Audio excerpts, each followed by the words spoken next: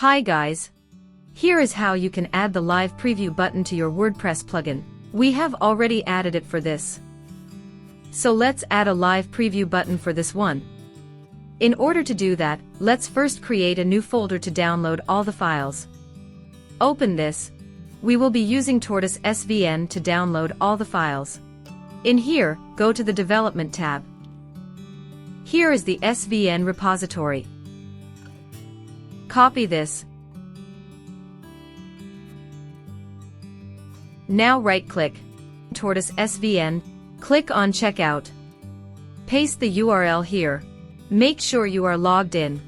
OK. Please download Tortoise SVN to your PC if you do not have it. So all the files have been downloaded. Now to enable live preview, we need to add this blueprint folder. Let me open it. So it has a JSON file. Let me open it. I will use Notepad++. So this is the simple JSON file. Now open the browser. And go to playground.wordpress.net. Plugin is equal to your plugin slug. This will install the plugin to WordPress Playground. And this works with every plugin. So this is the Playground. Go to the dashboard. And go to Plugins. So I can see my plugin. I want to go to the settings page. I want this as a landing page. So copy this.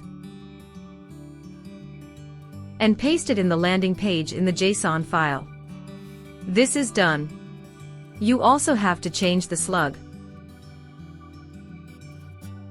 This is the plugin slug. Copy this. And replace it here. So this file is ready. But before uploading it, make sure to test it. Simply open playground.wordpress.net. This will open a blank WordPress playground. Now click here. And click here. And click on View Blueprint. So let's test it. This is our JSON file. Copy all. Replace everything and paste it here. And run it. Make sure this runs all good before uploading. So this is the plugin. And this is working all fine. And I want visitors to land on the settings page. So this is done. Let me close this. Let me close this too. Now this works. Now make sure to use the blueprint folder name. And keep the blueprints.json file in it. Copy this folder. Go to Assets. And paste it here. Right-click on Assets. And click on Tortoise SVN. And click on Commit. Now you can write the message. So this is done. Make sure everything is ticked. And OK. So this is all done. Close this. Now go back to your plugin page. Make sure you are logged in. Refresh this. Here you can see the test preview. This will only be seen if you are logged in. So let's test it. It is landing on the settings page.